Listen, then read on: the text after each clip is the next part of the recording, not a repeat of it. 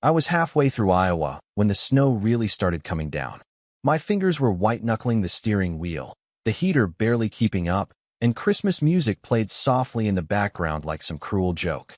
11 hours behind the wheel, 2 gas station hot dogs, and 1 blistering phone call with my mom that ended in, "Just get here when you can, Noah." Like I hadn't rearranged my whole work schedule to be home. I hadn't even planned to come this year, honestly. But it was my first Christmas back since Dad died, and part of me thought maybe that meant something. Maybe it would pull the family closer together. I don't know. Dumb thought, I guess. I'm Noah, 28 years old, mechanical engineer, and according to my family, the one who never needed much. That line has followed me around since I was 15 and figured out how to fix our old washing machine with YouTube videos and a busted screwdriver. Mom said it with pride at first, bragged about her handy little guy, but somewhere along the way, it turned into a justification. A reason to overlook me. A reason to expect more from me. To give me less. It started small. When I was 19, my room got converted into a guest room just for a little while after I left for college. The next year, I came home to find all my stuff boxed up and shoved in the attic. At the time, I didn't say anything. I figured, hey, I don't live here anymore. Makes sense, right? But my sister, Claire, who was 2 years younger and still living at home, had her room preserved like a museum exhibit. Same fairy lights, same pastel bedding, same shelf full of swim trophies she hadn't touched in years. And when I asked Mom about it once, she laughed and said, "Well, Claire's the sentimental one." As if I didn't have things worth holding on to. Still, I didn't push. I visited less over the years, birthdays, holidays, occasional summer weekends. But it was always the same vibe. Claire was the heart of the family, the golden girl. Cheer captain, marketing degree, married at 24 to a guy who sold solar panels, and called me bro every time he saw me. They lived 3 towns over in a fancy rental and always showed up late to family dinners, but were greeted like royalty. I, on the other hand, usually arrived early to help set up chairs, set the table, fix whatever had broken since the last visit. This year, though, this Christmas, I guess I thought it would be different. First Christmas without Dad. First Christmas where maybe they'd realize how much he held everything together. I was wrong. The house looked the same when I pulled into the driveway. Snow-covered roof, glowing reindeer on the lawn, the same handmade wreath Mom had hot glued together 10 years ago. I felt this weird mix of nostalgia and dread pulling up. I parked at the edge of the driveway behind a monstrous black SUV I didn't recognize. When I got out and grabbed my duffel, I noticed a giant paw print pressed into the snow. A few of them, actually. Big ones.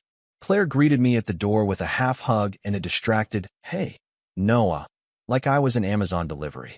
She had a phone in one hand and a designer leash in the other. At the end of it, bouncing like it owned the place, was a massive golden doodle with a red velvet bow around its neck and a nose wet enough to slap a wall. "This is Bentley," she said, already turning away. "Mom's letting him stay inside this time." "Oh," I said, my eyes flicking around for Mom. "Nice to meet you, Bentley." Mom appeared a second later in the hallway, holding a wine glass and a folded blanket. She smiled, sort of, but her eyes didn't quite land on mine. "Noah, you made it." She reached out to hug me, but Bentley was between us, sniffing my duffel like it had bombs in it. "Hope the drive wasn't too bad." "It was all right," I said, glancing past her toward the hallway that used to lead to my bedroom. "Where should I put my stuff?" Her smile wavered. About that. I already knew.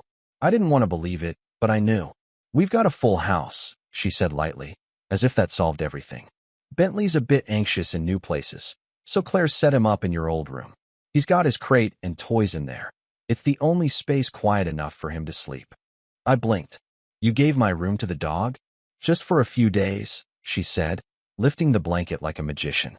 "You can crash on the couch. You've always been adaptable." Adaptable. Used to sleeping rough. Didn't need much. It wasn't the first time I'd felt like an afterthought, but it was the first time it stung like this. Because I had driven 11 hours to be here. I'd taken off work. I'd shown up. Again. And the dog had a room. I had a throw blanket and a couch with a spring that poked you in the ribs if you shifted wrong. Dinner was in full swing by 6. The table was set for 9. Claire and her husband, my mom, 2 aunts, an uncle, a neighbor couple who just didn't want to be alone this year, and me, squeezed at the end like an afterthought. Bentley had his own dog bed next to Claire's seat, complete with a little stocking and a monogrammed food bowl. I kept waiting for someone to acknowledge how ridiculous it all was, but nobody did. They talked about Claire's new yoga studio, her upcoming trip to Napa, whether or not she should start a dog Instagram. I nodded, chewed quietly, and tried not to let the frustration creep up my throat like acid. Later that night, around 11 p.m., the wine had flowed enough for my uncle to start telling old stories, most of them centered around how tough I'd always been. How I used to sleep in the garage during summer break, just for the breeze, and how I didn't complain even when my bike got stolen. He's a survivor, my uncle slurred, raising his glass. Probably be just fine if we dropped him in a ditch somewhere. Everyone laughed. Except me. I looked at Mom. She smiled like it was a compliment. I slept in my car that night. I didn't even try the couch. Something about lying under that thin blanket, listening to Bentley whine from the room that used to be mine, was just too much. So I slid into the driver's seat, reclined it, turned on the heated seats, and stared at the frost gathering on the windshield until I couldn't keep my eyes open anymore. At 10:17 the next morning, I canceled the mortgage autopay. They didn't know it, but they were 30 days from foreclosure, and I had no intention of warning them. The snow melted by the third day, but the frost in the house never really left. Not toward me, anyway. Every hour that passed just made the picture clearer. I wasn't family anymore. I was a guest who showed up uninvited, overstayed his welcome, and was expected to stay quiet, smile, and help with the dishes. I didn't say anything about sleeping in my car. I don't know why. Maybe because I didn't want to give them the satisfaction of knowing it bothered me. Or maybe because I knew, deep down, they wouldn't care. Mom would say something like, "Oh honey, you didn't have to do that." But there'd be no follow-up. No guilt. Claire would probably roll her eyes. And even if I did say something, what would it change?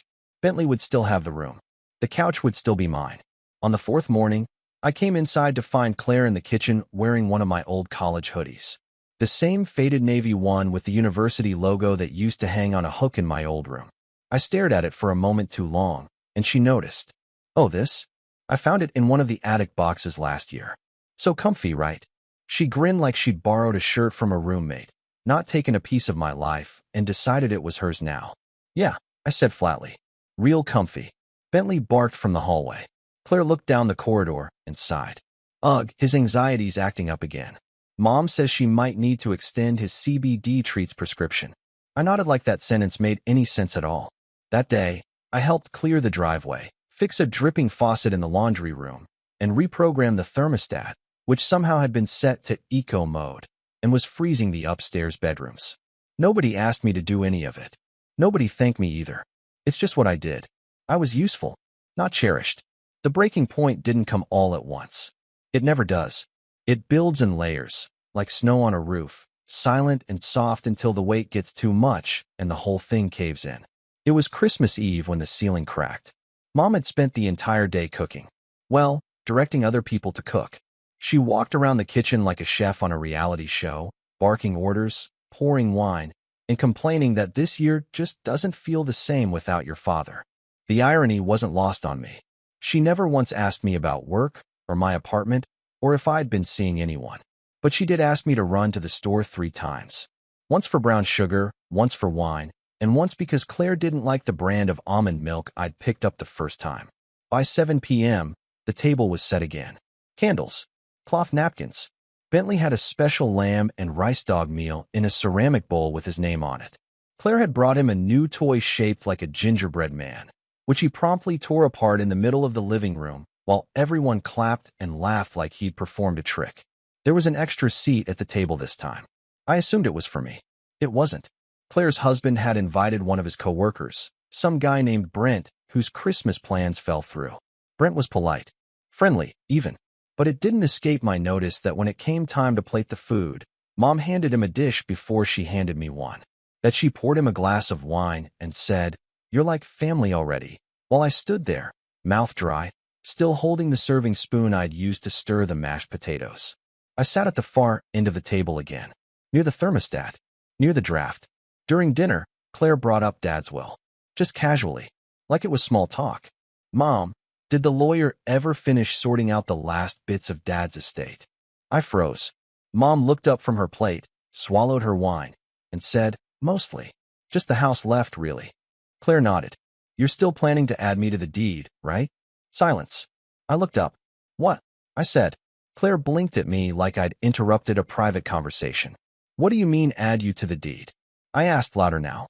Mom sighed, not even making eye contact. "It's not a big deal, Noah. It's literally the house Dad built," I said, my voice sharp. "With his own hands. He and I put in those floorboards. We rewired the basement together. You want to sign it over like it's a gift basket?" Mom finally met my eyes. "Claire's planning to settle here eventually.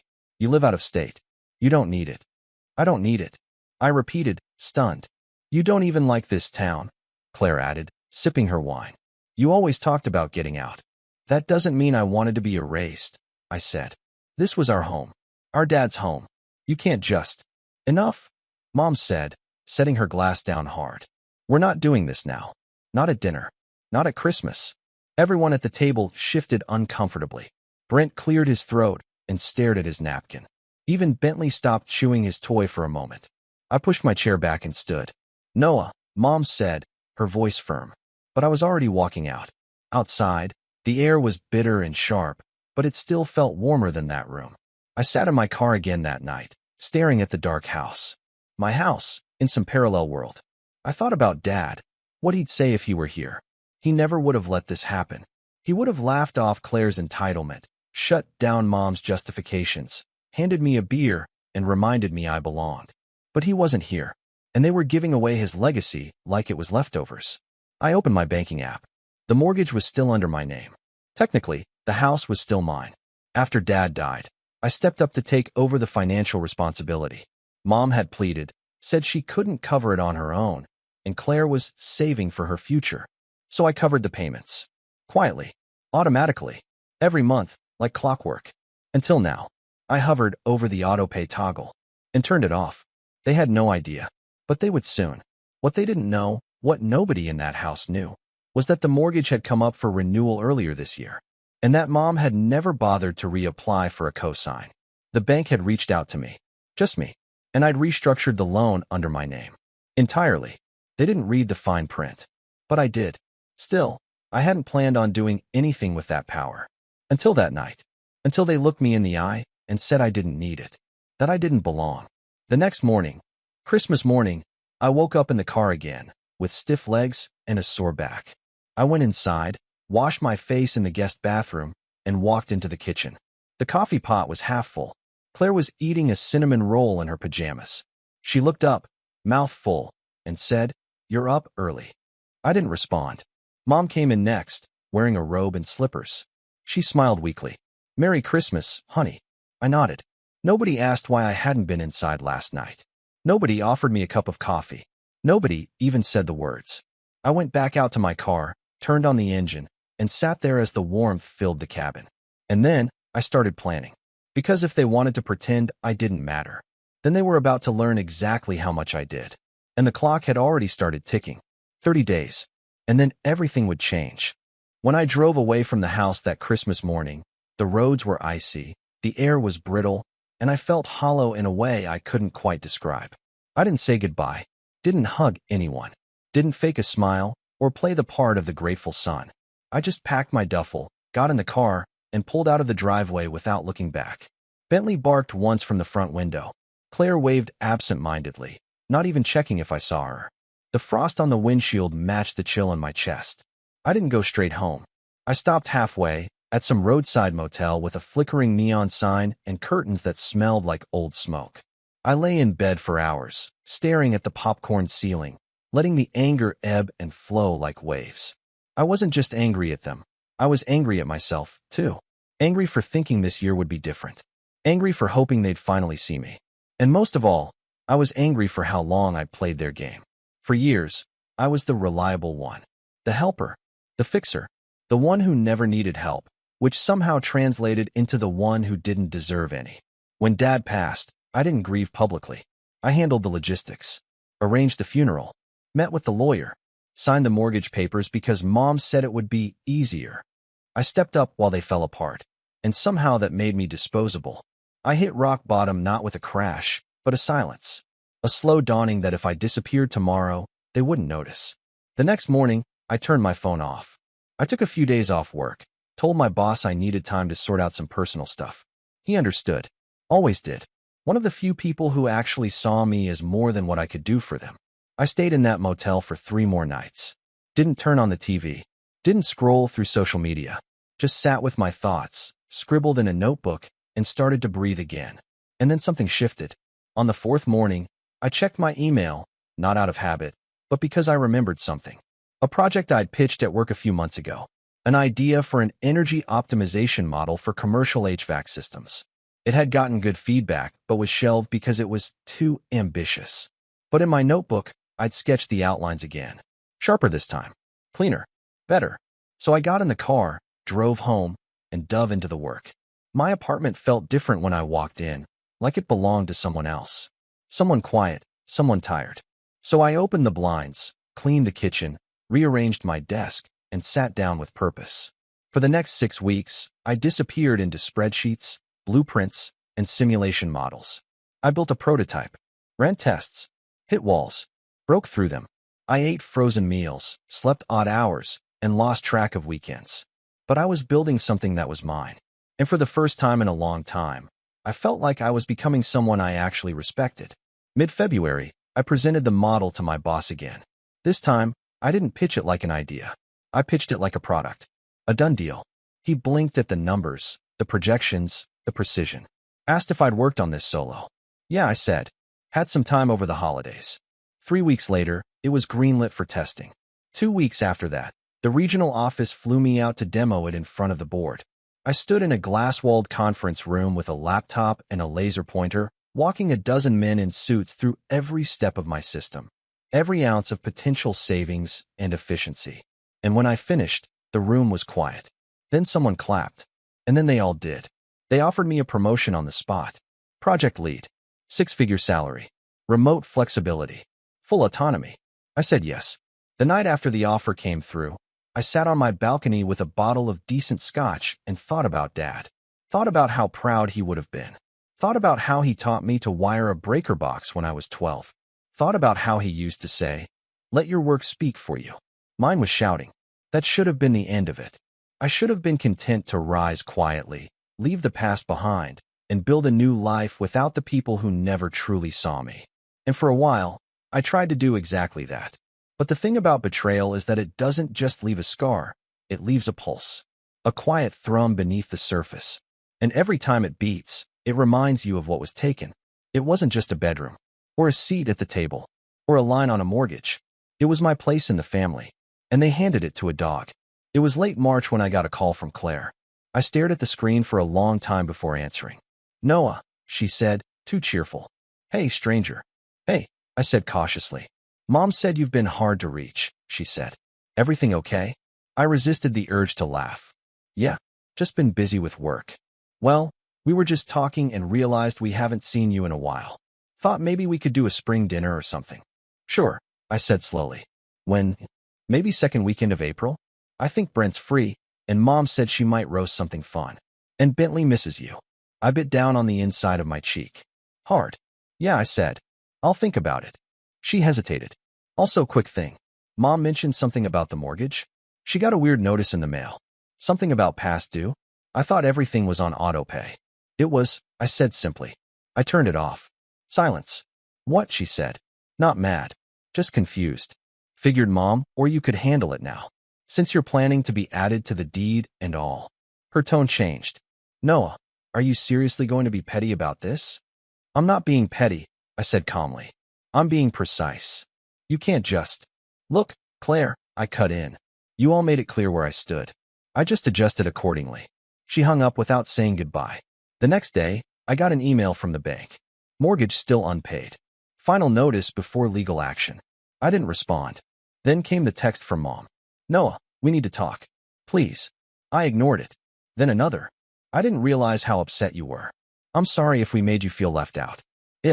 2 days later, another message. "We're getting scary letters from the lender. Can we at least talk?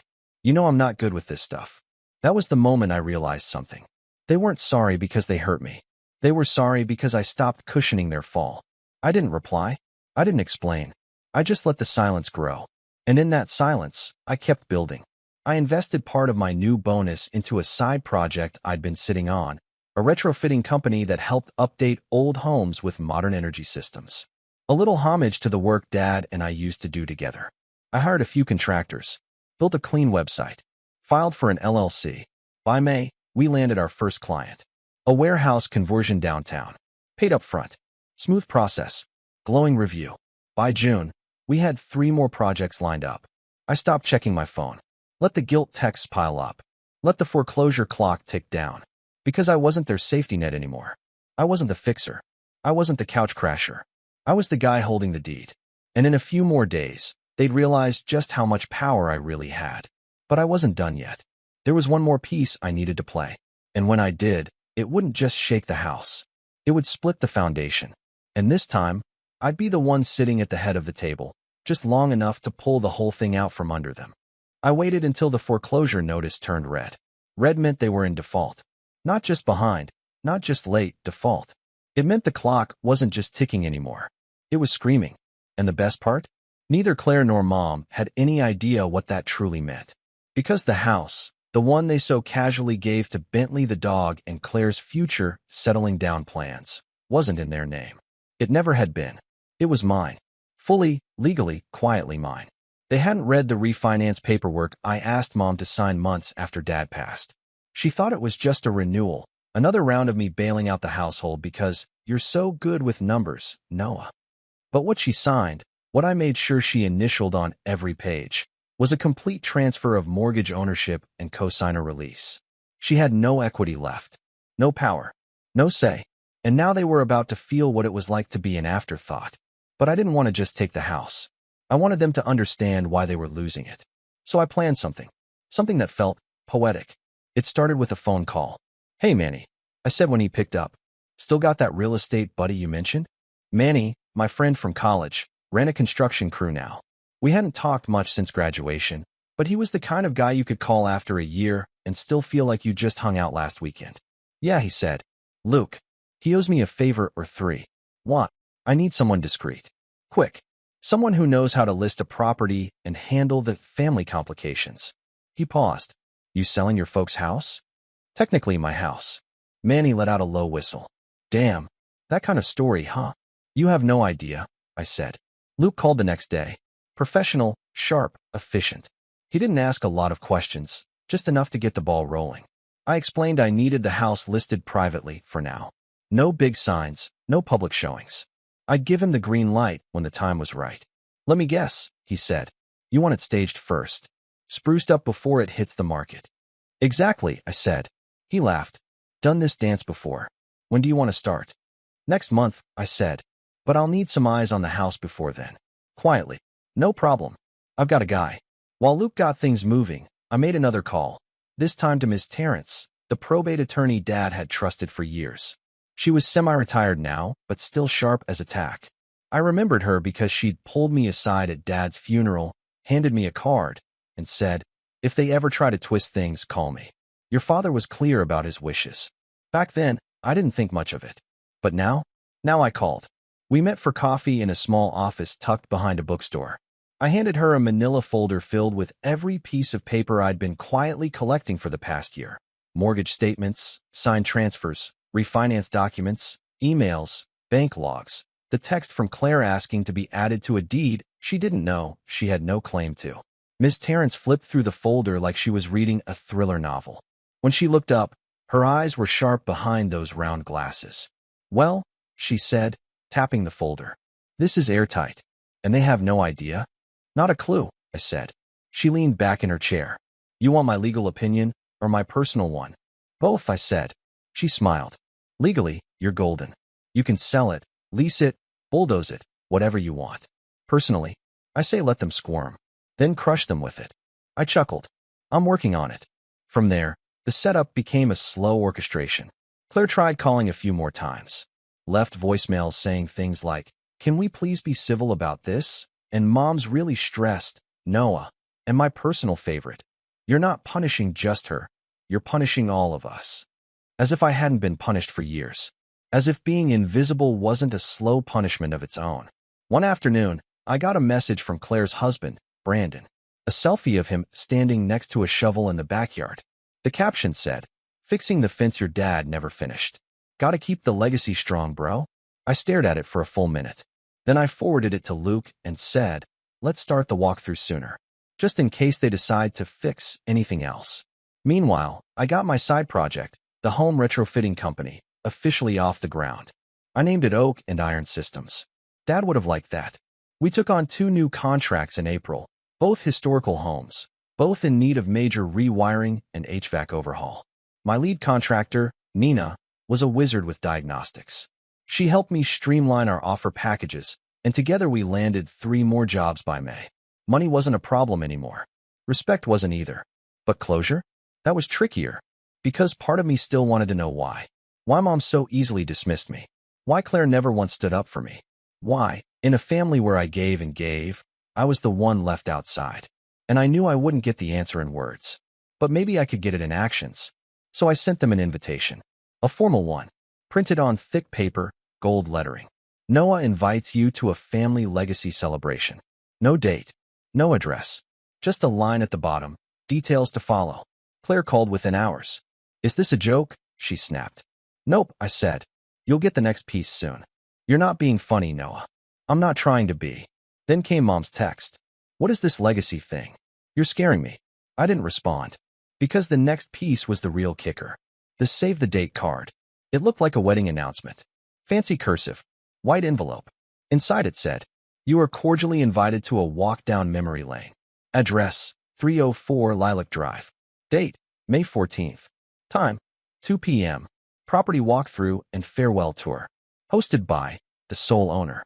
That date was exactly 2 days before the foreclosure would become a court filing. The final moment before the property would be legally processed. I sent the invites to Claire, Mom, and, just for fun, Brandon's work address. 2 days later, Mom left a voicemail crying. Not the manipulative kind, the real kind. Her voice cracked. She said she didn't understand, that she thought I was happy helping, that I was always so strong, that she didn't know I was hurting. I sat on the edge of my bed, phone in hand, listening to the playback with a blank face. Because that's what it always was, wasn't it? She didn't know. She didn't see. But now, she'd watched the whole thing crumble. From the inside. And when May 14th came, they'd walk through that house one last time. The kitchen where I learned to make pancakes with Dad, the hallway I patched when I was 16, the old closet where Claire stored my things without asking. And then I'd show them the final paper. The deed. Signed. Stamped. Filed. And the sale contract. Already prepared. Already accepted. All they had left was 2 weeks. And their silence. And soon, the front door key would be mine again. One turn. One click. And the whole chapter would end. But not yet. Not until they walked through the wreckage they created.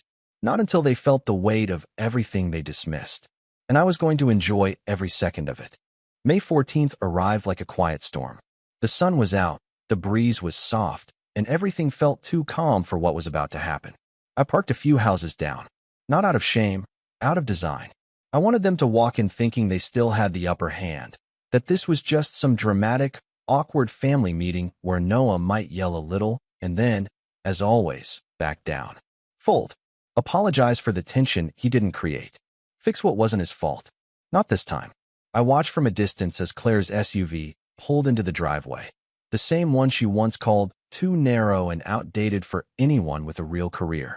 She stepped out with her perfect blowout, designer sunglasses, and a leash in hand. Bentley pranced beside her, completely unaware that the room he'd been gifted was about to belong to someone else. Mom followed a minute later in her old sedan. She was dressed nice, too nice for a family chat. Cream sweater, pearls, soft makeup. She looked nervous, which gave me a flicker of satisfaction. Not because I wanted her to suffer, but because it was the first time in years she'd shown even a hint of uncertainty in my presence. I waited until they both rang the bell and found no one home. Then I stepped out of the car and walked up the drive. Claire turned, already irritated. "There you are? What kind of party is this supposed to be?" she asked, gesturing at the empty house. I pulled the keys from my jacket pocket, the real set, the ones I'd made after I changed the locks 2 weeks ago. "Follow me," I said. They followed me up the steps, confusion slowly blooming in their eyes as I unlocked the front door and pushed it open without hesitation. "Wait," Mom said. Why do you have keys? I didn't answer. I just let the silence echo as I stepped inside. The house was spotless. Luke's staging team had worked magic. New neutral rugs covered the floors, fresh paint made the walls glow, and every room looked like a magazine spread. It was still our house, but sleeker, detached from memory. The kind of place a buyer could imagine themselves in without the weight of family history. Why does it look like a showroom? Claire asked. Because it is, I said, walking into the living room. Mom stood by the kitchen island, slowly realizing something was wrong. Noah, why are there brochures here? I picked one up and handed it to her. It was a property listing. 304 Lilac Drive, 3-bed, 2.5 bath, fully modernized, price upon request. Claire read it over her shoulder and turned pale. Wait, what is this? This isn't funny. I finally looked them both in the eye. I told you this was a legacy event. And it is. This house was part of our family legacy. Until you both made it clear I wasn't part of that family. Mom's lips parted, but no words came out. You told me I didn't need a bedroom, that I didn't belong, that it made more sense to give the space to a dog. Claire scoffed. Oh my God, are you seriously still mad about that? That was months ago. You gave my room to a dog. You gave my dad's legacy to a fantasy about you settling down someday. And you tried to add yourself to a deed that never had your name on it to begin with. I didn't know, Mom started. No, you didn't ask, I said. None of you ever asked. I pulled a folder from my bag and laid it on the counter. It contained everything. The title, the mortgage papers, the release forms, the timeline, the refinancing under my name. You signed this, I said to Mom, tapping one page. I thought that was. You thought I'd just keep paying while you handed the house off like a party favor. But you signed full ownership over to me last year. This house has been mine. I paid for it. I maintained it. I protected it. And now I'm selling it. Claire's face twisted. You can't do that. I already did. You're actually going through with this? Selling Dad's house.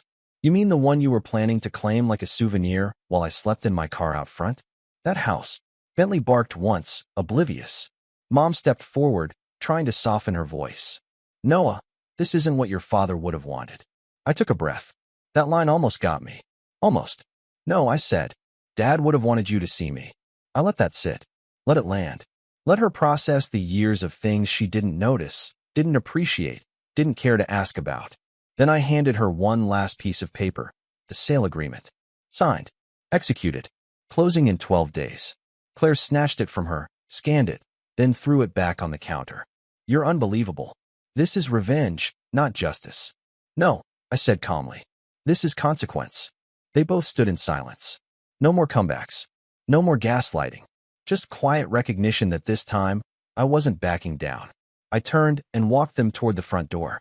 There's a storage unit nearby, I said over my shoulder. Everything that mattered, photos, heirlooms, boxes of Dad's stuff. I moved it there. You'll have 2 weeks to collect it before I close the account. You're actually kicking us out, Claire muttered, like the idea was too ridiculous to accept. I opened the door for them. You already kicked me out. Years ago. Mom stepped outside, shell-shocked. Claire followed, dragging Bentley behind her, who paused at the door and looked back at me like he wanted to stay. I closed the door gently behind them. Then I walked through the house one last time, room by room. The kitchen where I used to make pancakes with Dad. The den where I spent hours fixing things he broke just to teach me how to repair. The bedroom that stopped being mine the moment they saw me as convenient instead of family. And I felt something crack, not like breaking, but like pressure releasing. By the time I locked the door and handed the final keys to Luke, I wasn't angry anymore. I was free. 12 days later, the house sold for $714,000. I took the money, paid off the remaining mortgage, donated a chunk to a local trade school in my dad's name, and used the rest to buy a home of my own, not just a place to sleep, but a space that was mine from the ground up. And when people ask me why I walked away from my family, I don't always tell them the full story. I just say, sometimes you have to leave the house that raised you to build the home that will never throw you out.